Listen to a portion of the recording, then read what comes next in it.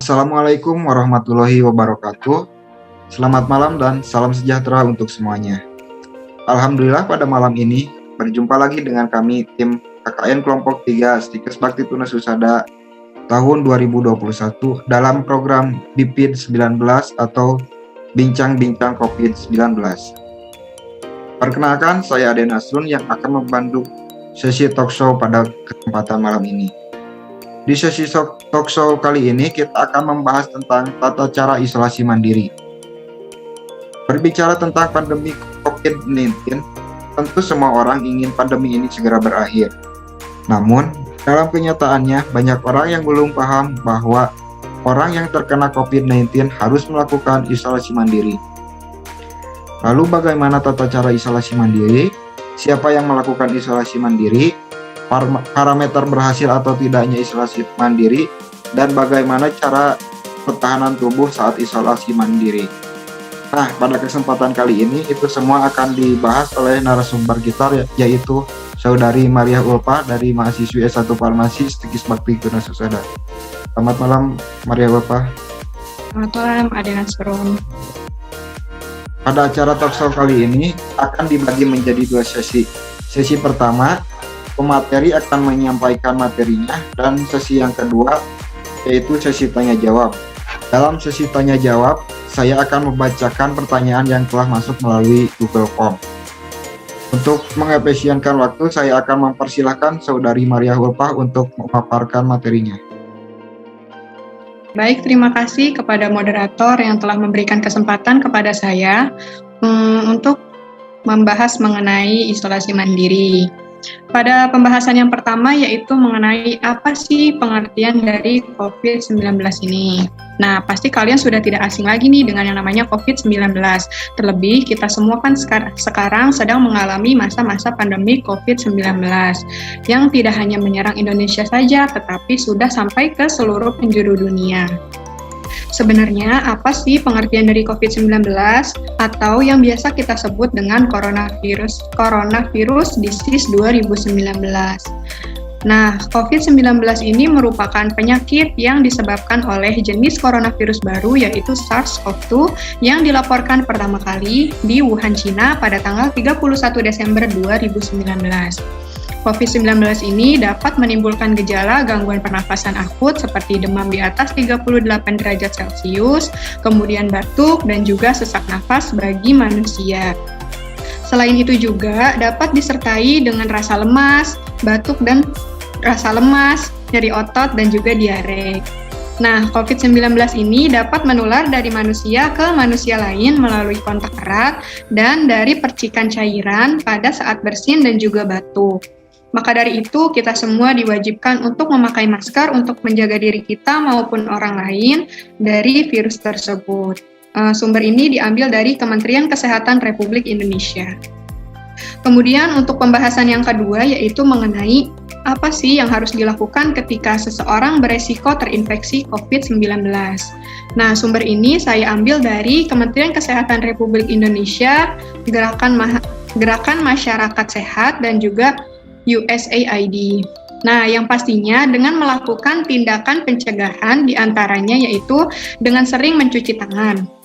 Cuci tangan secara teratur dan membersihkan tangan dengan sabun dan juga air bersih mengalir selama 20 detik atau dengan pembersih tangan berbahan dasar alkohol minimal 70%. Mengapa hal ini dilakukan? Karena hal tersebut dapat membunuh virus yang tidak terlihat pada tangan kita.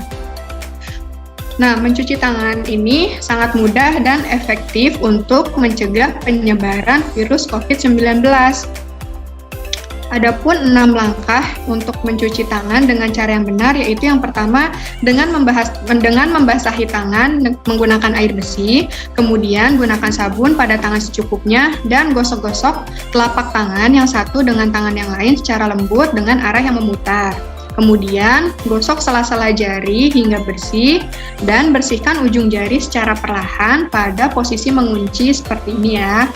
Kemudian, gosok dan putar ibu jari secara bergantian dan letakkan ujung jari di telapak tangan dan kemudian gosok perlahan serta bilas dengan air bersih, kemudian keringkan tangan tersebut menggunakan handuk yang bersih.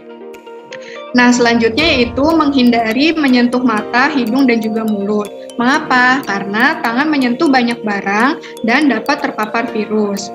Nah, setelah barang-barang tersebut terkontaminasi, tangan dapat memindahkan virus ke mata, hidung, serta mulut, sehingga virus tersebut dapat masuk ke dalam tubuh kita dan menyebabkan sakit. Kemudian yang selanjutnya yaitu kita harus menerapkan etika saat batuk dan juga bersin. Pastikan kalian mengikuti kebersihan diri dan juga menerapkan etika ketika batuk dengan cara menutupi mulut, hidung dengan siku yang terlipat atau dengan menggunakan tisu saat batuk dan juga bersin. Kemudian setelah tisu tersebut digunakan, maka langsung dibuang ke tempat sampah yang tertutup. Jangan lupa setelah kalian membuangnya, langsung cuci tangan dengan sabun pada air yang mengalir selama 20 detik. Nah, selanjutnya yaitu dengan menjaga jarak fisik. Kalian harus menjaga jarak fisik dengan orang lain setidaknya berjarak 1 meter atau 100 cm.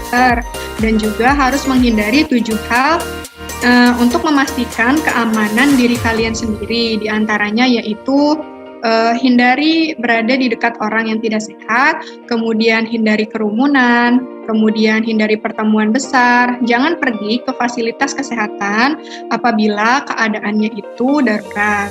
Kemudian orang yang beresiko tinggi harus tinggal di rumah dan menghindari pertemuan atau kegiatan lain seperti jalan-jalan atau bepergian. Kemudian hindari bersentuhan secara langsung dengan orang lain seperti berjabat tangan atau cium pipi. Kemudian usahakan bekerja dari rumah atau biasa yang disebut dengan WFH dan selalu gunakan masker jika saat keluar rumah. Kemudian yang terakhir yaitu isolasi mandiri.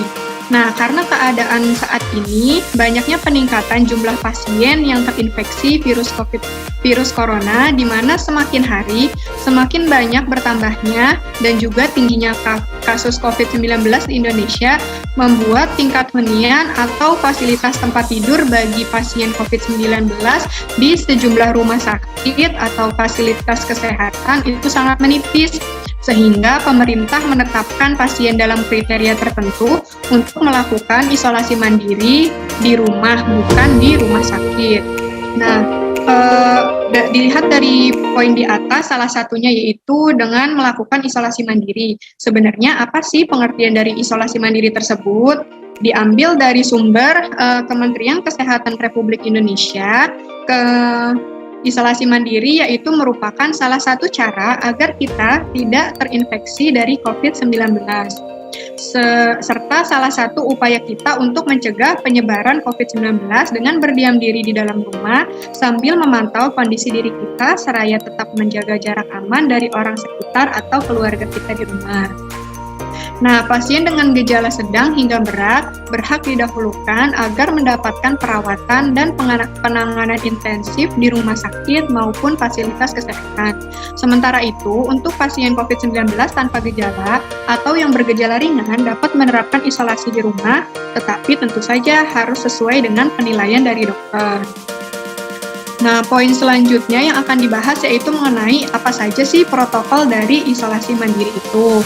Nah, yang pertama itu ada kalian selalu harus memakai masker dan juga membuang masker bekas di tempat yang telah ditentukan. Nah, menurut sumber Kementerian Kesehatan, adapun penjelasan tentang selalu memakai masker itu idealnya masker diganti setiap 4 jam atau sebelum 4 jam apabila masker tersebut sudah dalam keadaan lembab atau basah.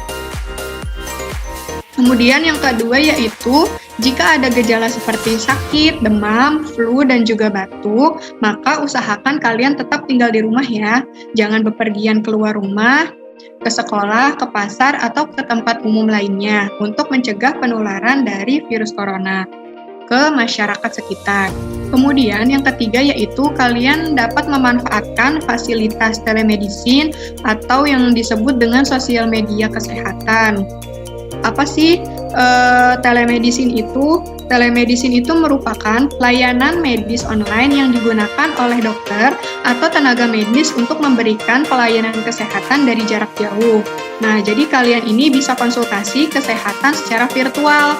Adapun platform telemedicine yang sudah bekerja sama dengan Kementerian Kesehatan yaitu seperti Halo Dokter, Getwell, Good Doctor, Halodoc, Klik Dokter, Klinik Go, kemudian Link Sehat, Milfik Dokter, Pro Sehat, SehatQ, dan juga Yes Dokter. Nah, jadi platform telemedicine ini memberikan layanan konsultasi dokter gratis setiap hari selama kalian masa inkubasi 14 hari isoman, dan juga bisa memberikan resep obat serta bisa berhubungan dengan lab yang sudah terakreditasi oleh Kementerian Kesehatan untuk melihat pasien tersebut positif atau tidak. Nah, selanjutnya yaitu kemudian yaitu kalian harus tetap mengecek suhu harian dan selalu amati batuk dan juga sesak nafas. Kemudian hindari pemakaian peralatan bersama seperti alat makan atau alat mandi dan tempat tidur. Selanjutnya yaitu selalu terapkan perilaku hidup sehat dan bersih, serta konsumsi makanan yang bergizi, selalu mencuci tangan dengan sabun di bawah air mengalir, dan lakukan etika batuk serta bersin. Nah, selanjutnya yaitu selalu jaga kebersihan dan kesehatan rumah dengan menggunakan cairan desinfektan, dan selalu berada di ruangan yang terbuka dengan berjemur setiap pagi untuk waktunya itu selama 15 menit sampai 30 menit setiap pagi. Dan yang terakhir yaitu segera hubungi dokter atau fasilitas pelayanan kesehatan jika sakit tersebut tetap berlanjut. Nah, kemudian untuk pembahasan yang selanjutnya yaitu mengenai tata cara isoman yang baik. Sumber ini diambil dari Kementerian Kesehatan Indonesia. Yang pertama yaitu kalian harus memperhatikan kondisi rumah terlebih dahulu. Di rumah itu harus ada ventilasi yang baik. Pastikan orang yang terpapar COVID-19 ini tidur di kamar yang memiliki jendela, berguna untuk mendapatkan sirkulasi udara yang baik. Kemudian memiliki jarak, contohnya seperti di kamar sendiri atau memiliki rumah yang berada 2 tingkat, jadi tempat untuk pasien COVID-19 itu bisa berada di kamar atas ataupun di ruangan bawah. Nah, bila tidak ada ruangan yang terpisah, maka posisikan pasien COVID-19 tersebut di ruangan yang memungkinkan jarak minimal 1 meter dari anggota keluarga yang lain. Kemudian yang kedua yaitu kalian harus cek posisi tempat tidurnya. Pastikan orang yang terpapar virus COVID-19 ini untuk tidur sendiri dan beri jarak minimal 1 meter untuk mencegah penularan. Kemudian yang poin ketiga yaitu untuk aturan memakai kamar mandi. Nah, untuk pasien COVID-19 ini dapat menggunakan toilet sendiri. Jika memungkinkan, gunakan 1 kamar mandi khusus untuk orang yang terpapar COVID-19. Tapi apabila tidak bisa untuk menggunakan kamar mandi sendiri, yaitu solusinya adalah kamar mandi yang sebelumnya sudah dipakai oleh pasien COVID-19, maka harus segera dibersihkan terlebih dahulu sebelum digunakan dengan keluarga yang lainnya. Nah, cara membersihkannya itu kalian bisa dengan menggunakan desinfektan. Dengan cara usapkan dan semprotkan ke kloset, bak mandi, gayung, dan alat kamar mandi lainnya. Hal ini sangat penting untuk mencegah virus menetap dan tersebar di dalam kamar mandi tersebut. Kemudian ada aturan makan dan juga minum saat isolasi mandiri.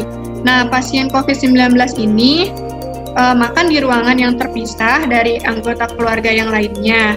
Kalau tidak bisa, maka beri jarak minimal 1 meter dengan anggota lain saat makan. Karena saat makan, pasien akan melepas masker. Hindari melakukan aktivitas ini berbarengan. Anggota lain itu bisa makan dengan pasien COVID-19 ini secara terpisah. Karena pada saat makan itu pasien COVID-19 ini pasti membuka masker kan.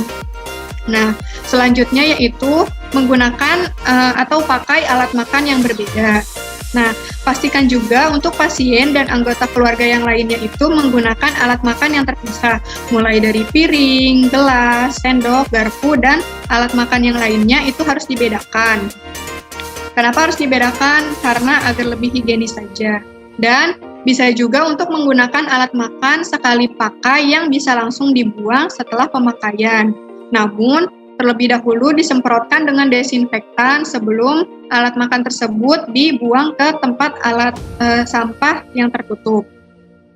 Kemudian yaitu tidak boleh menerima tamu. Jika ingin berkomunikasi dapat menggunakan ponsel melalui aplikasi Zoom atau media sosial lainnya. Kemudian tidak boleh keluar rumah.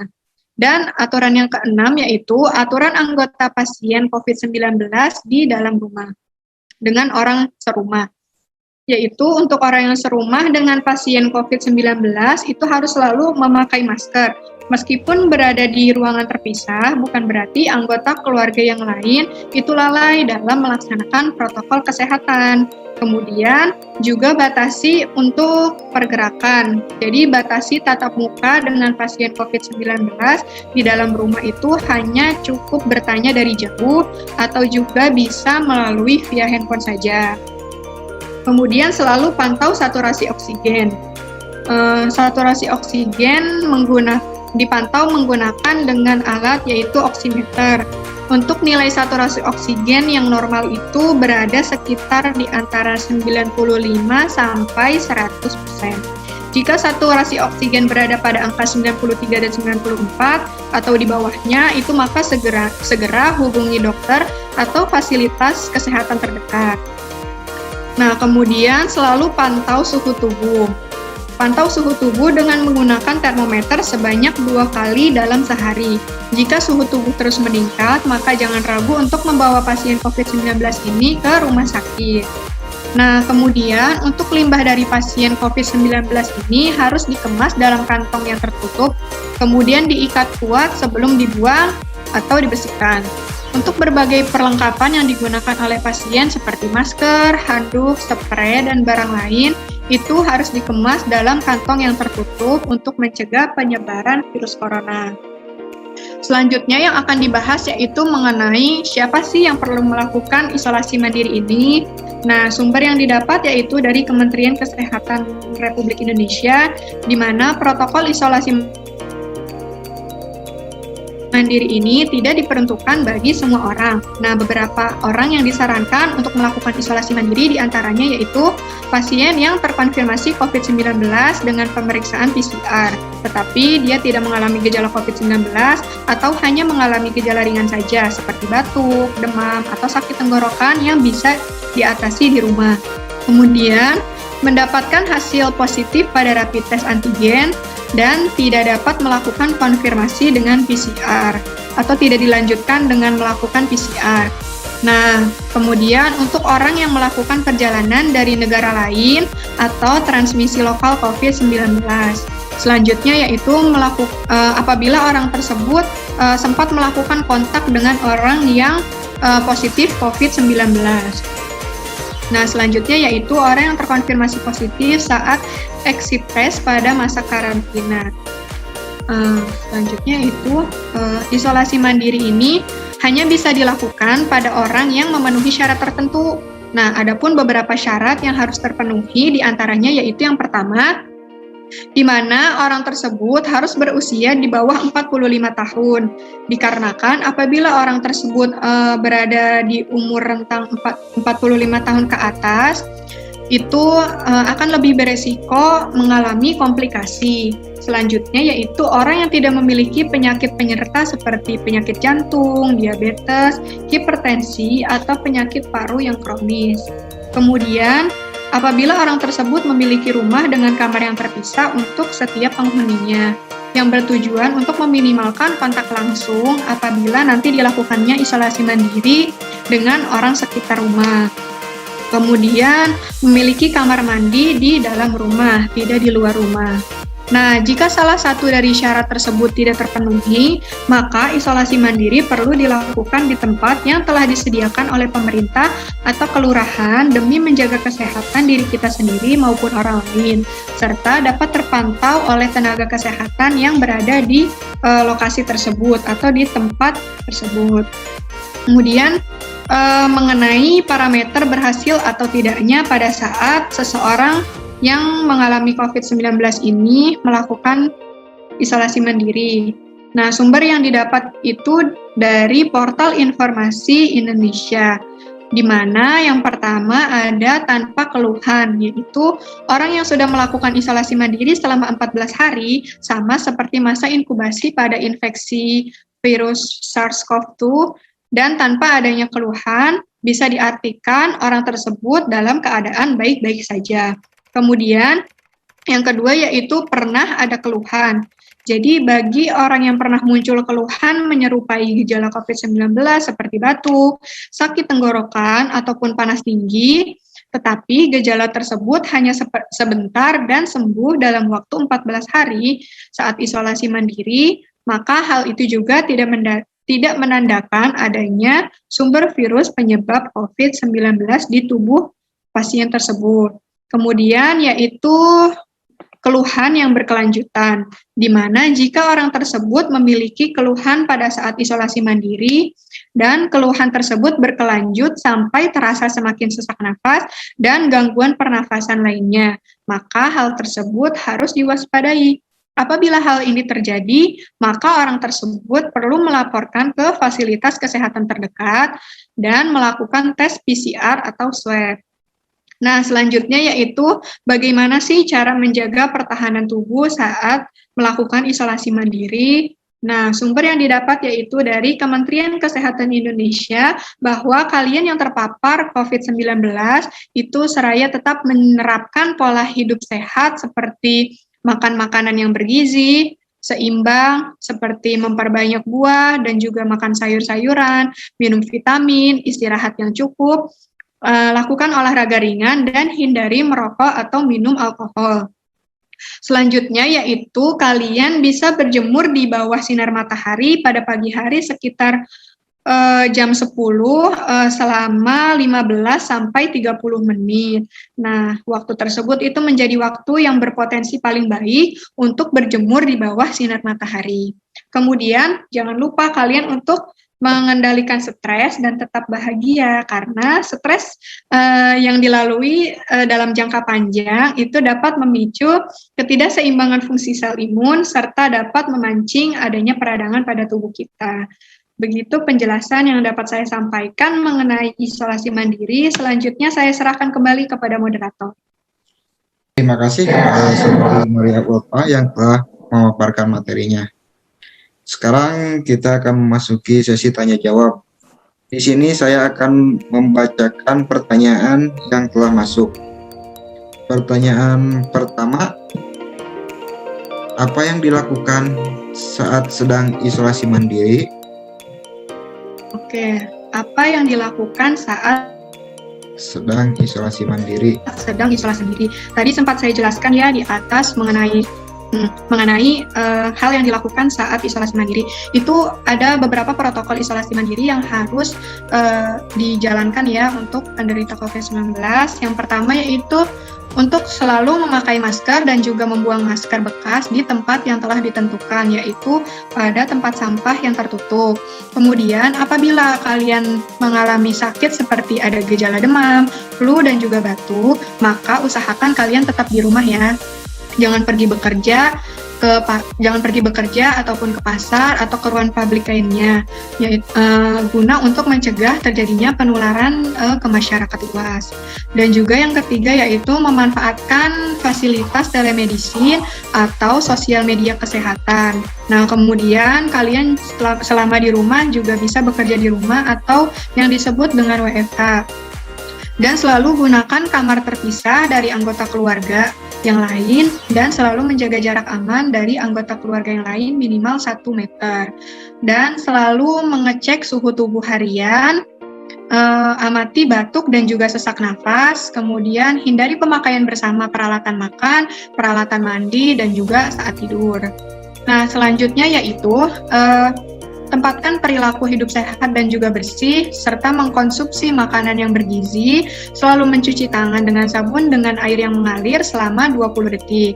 Kalian juga harus mengikuti atau melakukan etika saat batuk atau juga bersin. Kemudian yang selanjutnya yaitu jaga kebersihan dan kesehatan rumah dengan menggunakan cairan desinfektan dan selalu berada di ruang terbuka. Kalian bisa berjemur di bawah sinar matahari setiap pagi selama 15-30 menit ya kurang lebih, dan segera hubungi fasilitas kesehatan apabila gejala kalian atau penyakit kalian itu semakin memburuk, seperti itu. Kemudian ini ada pertanyaan yang kedua, apakah boleh bercakap-cakap dengan orang lain secara langsung walaupun memakai masker? Jadi kondisi tersebut itu sebenarnya boleh saja, tetapi ada pengecualiannya apabila orang tersebut terbebas dari COVID-19. Tetapi walaupun kalian memakai masker, itu harus tetap memenuhi protokol, yaitu menjaga jarak minimal 1 meter. Dan jika dirasa obrolan tersebut bisa dilakukan tanpa harus bertemu, maka kalian bisa dengan menggunakan alternatif lain seperti melalui video call atau via Zoom atau melakukan lewat chat saja, lewat WhatsApp gitu. Pertanyaan yang masuk selanjutnya, bagaimana tata cara isolasi mandiri yang tepat untuk dilakukan? Tadi sempat dibahas ya di atas mengenai tata cara isolasi mandiri yang tepat untuk dilakukan pada saat pasien tersebut terkena COVID-19. Nah, sumber ini didapat dari Kementerian Kesehatan Republik Indonesia, di mana yang pertama yang pertama harus diperhatikan yaitu mengenai kondisi rumah, di mana kondisi rumah tersebut harus ada ventilasi yang baik.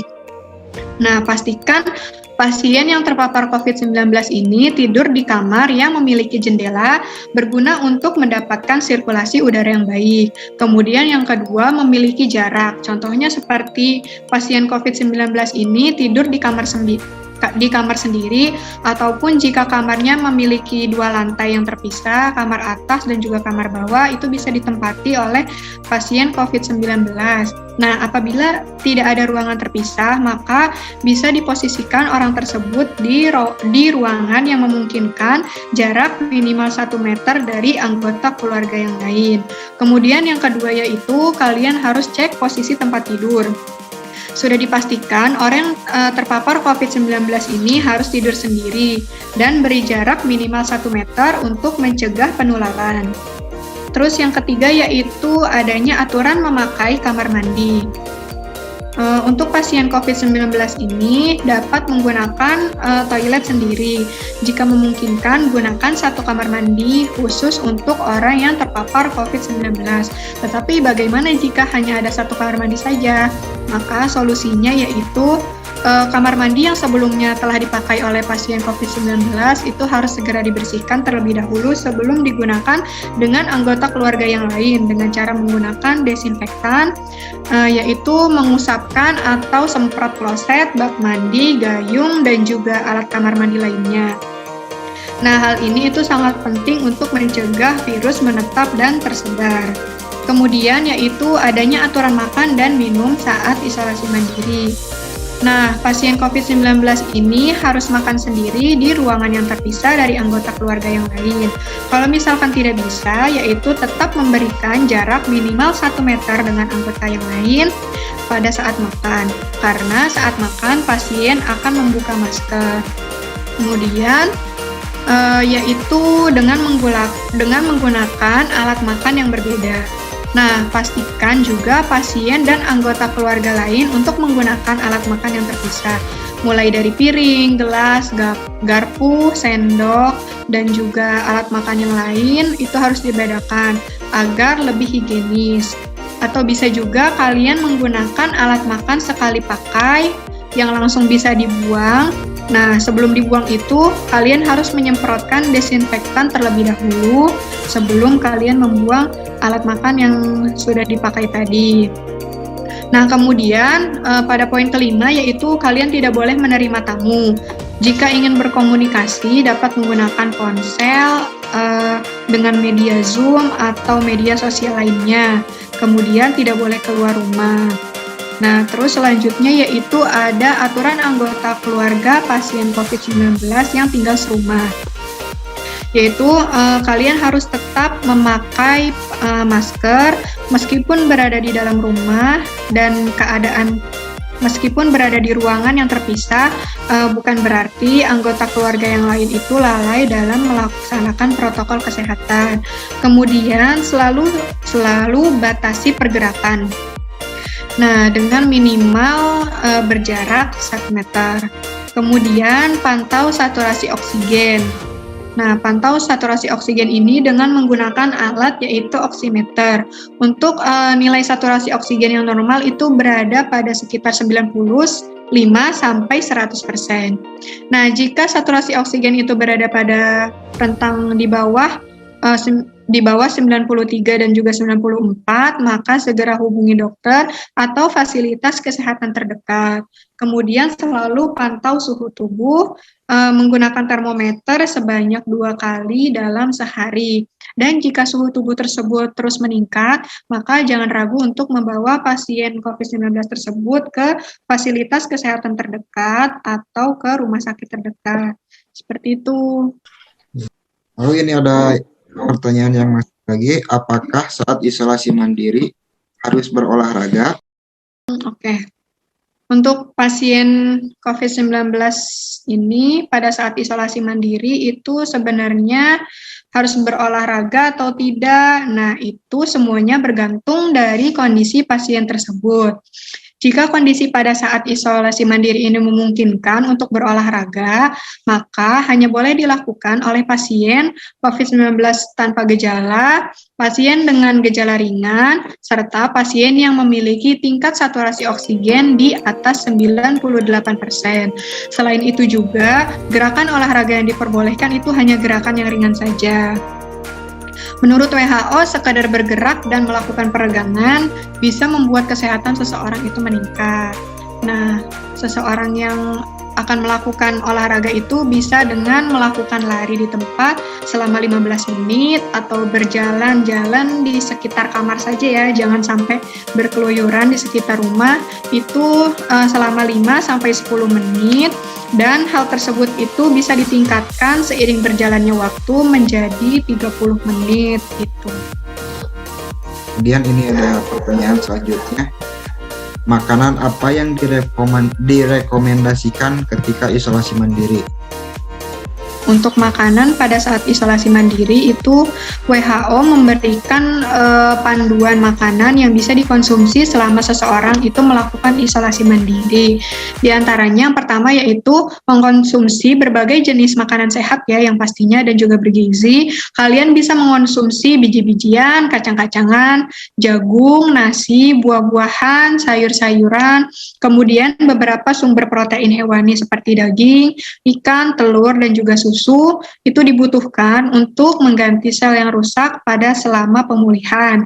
Kemudian yang kedua juga, kalian bisa mengurangi garam dengan membatasi asupan garam hingga 5 gram atau yang setara dengan 1 sendok teh dalam sehari. Nah, kemudian dengan membatasi gula, yaitu minum dengan kadar gula tinggi seperti soda, jus yang kemasan, teh atau kopi itu sebaiknya dibatasi ya. Dan kalian juga bisa menggantinya dengan menyeduh madu, menggunakan air hangat atau air biasa juga bisa. Kemudian kalian kurangi makanan berlemak dan juga minyak. Saat memasak itu kalian bisa menggunakan minyak zaitun sebagai pengganti mentega atau minyak sawit. Dan disarankan juga dalam pengolahan makanan itu lebih baik dilakukan dengan cara dikukus atau direbus daripada digoreng. Selanjutnya yaitu yang pastinya kalian harus memperbanyak asupan minum air putih. Pertanyaan selanjutnya. Berapa lama isolasi mandiri yang harus dijalani apakah 10 atau 14 hari? Untuk lama isolasi mandiri itu menurut data dari Center for Disease Control and Prevention atau CDC, untuk orang yang terinfeksi COVID-19 dengan gejala ringan itu berpotensi menularkan virus hingga ke hari ke-10 setelah munculnya gejala. Sedangkan pada pasien dengan gejala berat dan kritis itu membutuhkan waktu yang lebih lama untuk melewati masa infeksius, yaitu sekitar 20 hari setelah munculnya gejala. Nah, dilihat dari pernyataan CDC tersebut, Kementerian Kesehatan Republik Indonesia akhirnya mengeluarkan pedoman isolasi mandiri untuk pasien COVID-19, di mana berapa lama isolasi mandiri tersebut dijalani itu bergantung pada derajat keparahan penyakitnya. Nah, terdapat 4 poin untuk lamanya waktu isolasi mandiri itu berdasarkan dari gejalanya. Yang pertama, seperti orang tanpa gejala, yaitu waktunya 10 hari setelah terkonfirmasi positif. Kemudian untuk gejala ringan, itu bisa dijalankan selama 10 hari setelah timbul gejala, ditambah minimal 3 hari setelah bebas gejala. Kemudian yaitu untuk orang yang bergejala sedang, itu lama waktunya itu 10 hari setelah timbul gejala dan ditambah 3 hari setelah bebas dari gejala, seperti pada gejala ringan ya ini. Kemudian yang terakhir yaitu gejala berat, itu sampai dinyatakan sembuh oleh dokter, disertai dengan hasil tes PCR negatif dan keadaan yang mulai membaik. Gitu. Ini ada pertanyaan mengenai anosmia, yaitu bagaimana cara yang efektif untuk mengatasi gejala anosmia? Diulang lagi ya, jadi pertanyaannya itu bagaimana cara yang efektif untuk mengatasi gejala anosmia ya. Nah, jadi pada awalnya menurut Organisasi Kesehatan Dunia atau yang biasa disebut dengan WHO, gejala COVID-19 ini meliputi seperti demam, batuk kering, kelelahan, sesak nafas, sakit tenggorokan, sakit kepala, dan juga hidung tersumbat. Namun seiring berjalannya waktu, gejala COVID-19 ini menjadi semakin berkembang. Nah, kini anosmia ini menjadi salah satu gejala khas dari pasien COVID-19, di mana anosmia sendiri itu merupakan kondisi saat hidung tidak bisa mencium bau atau indera penciuman tersebut itu tidak peka. Pada dasarnya, cara mengatasi anosmia itu harus disesuaikan dengan penyebabnya. Misalkan anosmia ini disebabkan oleh virus, maka pengobatannya bisa melalui terapi dengan dekongestan. Tetapi terapi ini bertujuan untuk melancarkan pernafasan. Adapun beberapa cara sederhana untuk mengatasi anosmia akibat COVID-19 itu yang pertama, bersihkan bagian dalam hidung, yaitu diambil dari National Health Service atau NHS. Membersihkan bagian dalam hidung dapat membantu untuk mengatasi anosmia. Caranya yaitu dengan membilas bagian hidung dengan menggunakan larutan air garam. Nah, yang kedua yaitu menurut studi Journal of the American Medical Association atau JAMA, cara mengatasi anosmia akibat COVID-19 ini bisa dengan melatih indera penciuman. Nah, bagaimana sih cara melatihnya? Yaitu dengan cara menghirup berulang-ulang dan sengaja mengendus suatu bau yang tajam seperti bau lemon, bau mawar, bau cengkeh, ataupun bau kayu putih. Nah, cara ini dilakukan selama 20 detik, masing-masing setidaknya dilakukan 2 kali sehari. Seperti itu. Pertanyaan selanjutnya, apakah seseorang yang positif lalu melakukan isolasi mandiri boleh kontak langsung dengan binatang peliharaan di rumah? Jadi, The American Veterinary Medical Association dan CDC itu menyatakan bahwa mereka yang sakit dengan kondisi COVID-19 itu harus menjaga jarak dari hewan peliharaan dan hewan lain. Sebab adanya sejumlah binatang peliharaan termasuk kucing dan anjing yang terinfeksi virus karena kontak dekat dengan pemiliknya yang terinfeksi COVID-19. Para peneliti di Tiongkok, mereka menemukan bahwa beberapa kucing domestik rentan terhadap COVID-19. Begitupun dengan anjing yang memiliki ketahanan rendah terhadap virus corona. Ini ada pertanyaan terakhir. Bagaimana cara isolasi mandiri ketika keadaan rumah tidak memungkinkan? Hal pertama yang bisa dilakukan yaitu dengan cara melaporkan terlebih dahulu ke petugas kesehatan dan juga ke ketua RT mengenai kondisi yang dialami. Apabila dirasa tidak memungkinkan untuk melakukan isolasi mandiri di rumah, maka jangan khawatir, pasien COVID-19 tersebut dapat melakukan isolasi di tempat isolasi terpusat yang telah disediakan oleh pemerintah di daerahnya masing-masing. Seperti itu. Terima kasih atas jawabannya, Maria Ulfa. Alhamdulillah acara talkshow kali ini berjalan dengan baik. Terima kasih kepada pemateri dan juga penjawab pertanyaan Saudari Maria Ulfa. Semoga ilmunya bermanfaat untuk kita semua. Dan semoga kita selalu dalam keadaan sehat, baik-baik saja dan terhindar dari virus corona. Akhir kata, wassalamualaikum warahmatullahi wabarakatuh. Waalaikumsalam warahmatullahi wabarakatuh.